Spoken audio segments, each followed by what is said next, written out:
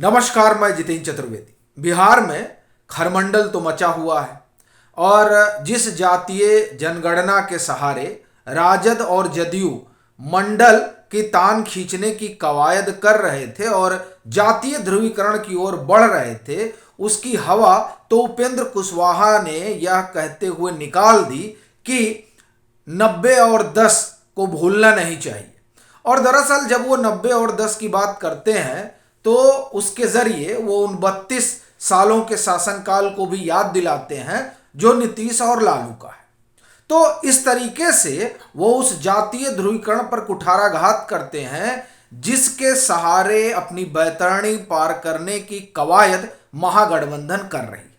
असल में जो बिहार में इन दिनों घट रहा है उसने महागठबंधन के भीतर तो हलचल पैदा ही कर दी है और उससे ज्यादा जदयू की मुश्किल बढ़ा दी है। कैसे, इस पर हम लोग बात करेंगे और यह भी कि आखिर भाजपा ने वो जो बिसात बिछाई है उस बिसात ने किस तरह से महागठबंधन की नाक में दम कर दिया है। और फिर जदयू के लिहाज से देखा जाए तो उनके लिए तो जीवन मरण का सवाल बन गया है, क्योंकि जो बिहार में घट रहा है उसका सबसे ज्यादा नुकसान अगर किसी को होगा तो वो जदयू। और दूसरी जो बड़ी घटना बिहार में नजर आ रही है वो ये बता रही है कि राजद के लिए भी तस्वीर तो बड़ी सुनहरी नहीं होने वाली है। तो अब सवाल यह है कि आखिर ये जो तमाम बातें कही जा रही हैं उन बातों के पीछे की कुछ तो वजह होगी, तो वो वजह क्या नजर आ रही है। तो दरअसल उस कारण पर आने से पहले एक बारगी हम लोग 2014 पर चलते हैं, क्योंकि 2014 का लोकसभा चुनाव एक तस्वीर तो उकेरता ही है एनडीए के लिहाज से, भाजपा के लिहाज से। और दरअसल वो जो तस्वीर है उसी तस्वीर के हिसाब से भाजपा ने जो सियासी रणनीति बनाई है उसने नीतीश कुमार की नींद तो उड़ा ही दी है। तो पहले बात करते हैं 2014 की, और वो दरअसल हम आपको आंकड़े बताते हैं कि एनडीए का क्या मत प्रतिशत रहा और महागठबंधन जो 2014 में तो महागठबंधन आकार में था लेकिन वो अलग अलग उसने चुनाव लड़ा था, तो उनका टोटल क्या मत प्रतिशत था।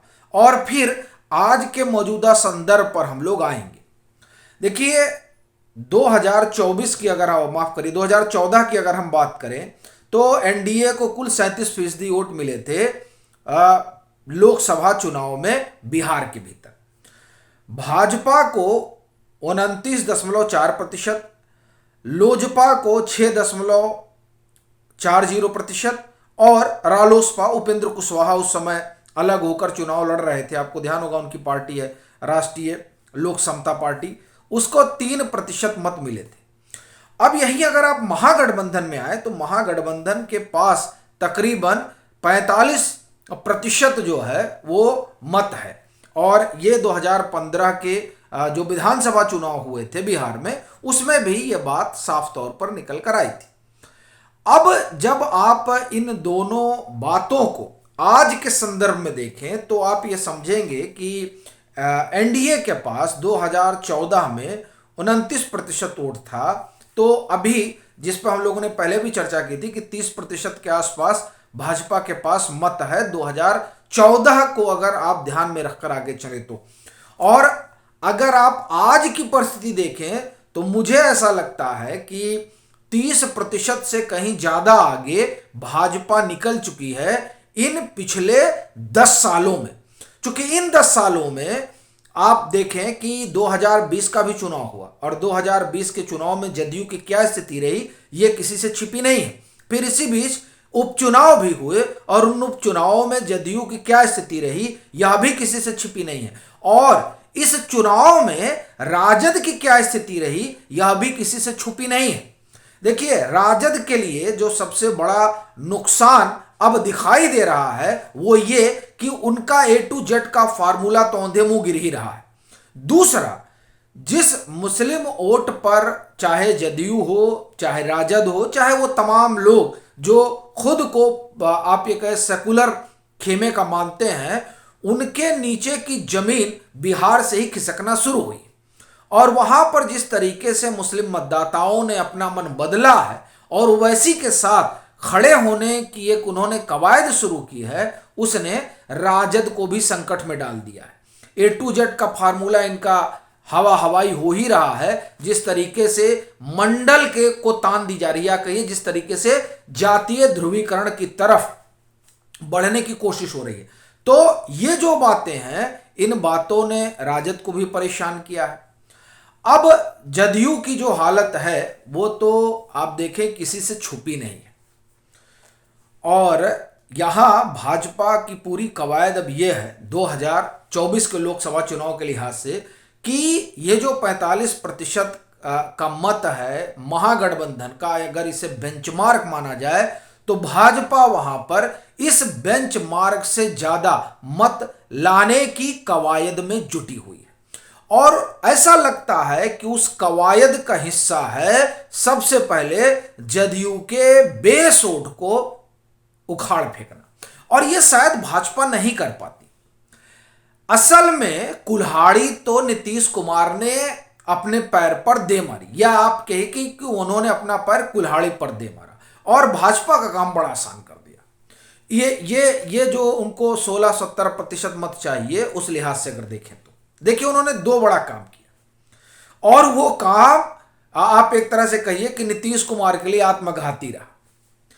पहला काम तो उन्होंने ये किया कि चिराग पासवान को आप कहिए उनकी पार्टी को जिस तरह से तोड़ा फोड़ा, और खास तौर से तब जब रामविलास पासवान आप ये कहिए परलोक सिधार गए उसके बाद, तो ये एक बड़ा जो है उनके लिए फैक्टर रहा, खास तौर से पासवान वोटरों में जो नीतीश के खिलाफ लामबंदी हुई। और इसका आप कहते हैं इसकी एक झलक जो है वो 2020 के विधानसभा चुनाव में चिराग पासवान ने दिखा दी। दूसरी चीज आप देखिए कि शराबबंदी की वजह से जो परिस्थितियां उपजी हैं, उन परिस्थितियों ने नीतीश कुमार के मतदाताओं का एक बड़ा वर्ग उनसे तोड़ा, और इसीलिए माना जाता है कि 10% के आसपास मतदाता, माफ करिए 10% के आसपास जो है वो आधार हो जा रहा है चिराग पासवान का, और उसमें बड़ी भूमिका जो है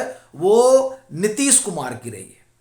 दूसरा काम उन्होंने क्या किया? दूसरा काम उन्होंने ये किया कि तेजस्वी यादव को उन्होंने कह दिया कि साहब 2025 में तो इनकी अगुवाई में चला जाएगा। अब जो बिरादरी जदयू के भीतर राजद के खिलाफ खड़ी हुई, आज उससे कह रहे हैं नीतीश जी कि अब आप इनके सामने आत्मसमर्पण कर दीजिए। देखिए मैं ये नहीं कह रहा हूं कि उन्होंने ऐसा कुछ कहा लिटरली, असल में जो भाव है हम उसकी बात कर रहे हैं कि इस तरह का भाव उभर रहा है। और देखिए अगर आपको उत्तर प्रदेश याद हो तो यहां भी महागठबंधन बना था, सपा और बसपा में गठजोड़ हुआ था, लेकिन उस गठजोड़ में ये जो जमीन पर टकराव है दोनों पार्टियों के कार्यकर्ताओं के भीतर, उस टकराव ने रसातल में पहुंचा दिया था इस गठबंधन को। और असल में यही चीज जो है वो बिहार में भी होने जा रही है। इस तरह के संकेत तो है ही।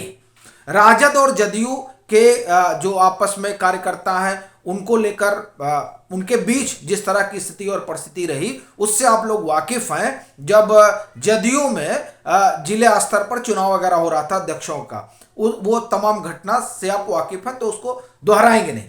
दूसरा, ये जो वहां पर जो नीतीश जी ने कहा और उसके बाद जिस तरीके से पार्टी के भीतर अंतर विरोध आ गया कि साहब कैसे आपने कह दिया कि हम उनको नेता मान लेंगे, तो ये जो दो चीजें हुई, इससे एक तो क्या हुआ कि जिस दलित मतदाता को वो साध कर चल रहे थे, वो पासवान पर जो इनका हमला हुआ उसकी वजह से टूटा, फिर शराबबंदी टूटा, तो 10% इनके पाले से निकल गया।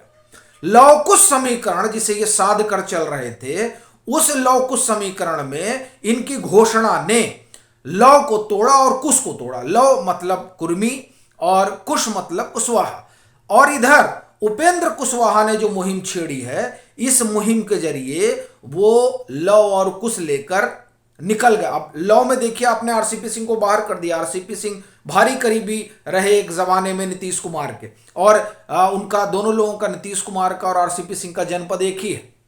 और ये कहा जा रहा है, ये चर्चा भी है इस बात को लेकर कि दरअसल जो लव है वो नीतीश जी के इस निर्णय के साथ खड़ा नहीं, ये चर्चा है। अब आप देखिए कि लव और कुछ मिलाकर तकरीबन 15 से 16% मत ये हो जाता है। 10% के आसपास जो है वो चिराग पासवान का है। तो कुल आप देखें तो 25% जो मत है उस पर क्या भाजपा ने निगाह गड़ाई है, और जो योजना बनाई है उस योजना में ये लौकुश का नया समीकरण बन रहा है और उसमें उनके साथ चिराग पासवान जुड़ रहे हैं। ऐसी स्थिति में भाजपा जो 45 का बेंचमार्क महागठबंधन का है माने हुई है, उसको पार करने की जो उसकी अपनी जुगत है, ऐसा लग रहा है कि उसमें वो काफी हद तक सफल होने की रणनीति बना रही है। और इस रणनीति ने महागठबंधन के भीतर हड़कंप मचा रखा है और नीतीश जी का तो एक तरह से कहिए कि होश और नींद दोनों ही उड़ गया है। आपकी इस पर क्या राय है वो आप साझा कीजिए, और अगर आप मतांतर से नहीं जुड़े हैं तो जुड़िए और वीडियो को खूब लाइक कीजिए, खूब शेयर कीजिए, और ज्यादा से ज्यादा लोग मतांतर को सब्सक्राइब कीजिए और लोगों से कराइए भी, ताकि अपनी बात ज्यादा से ज्यादा लोगों तक पहुंच पाए और अपना जो मतांतर परिवार है वो और बड़ा हो।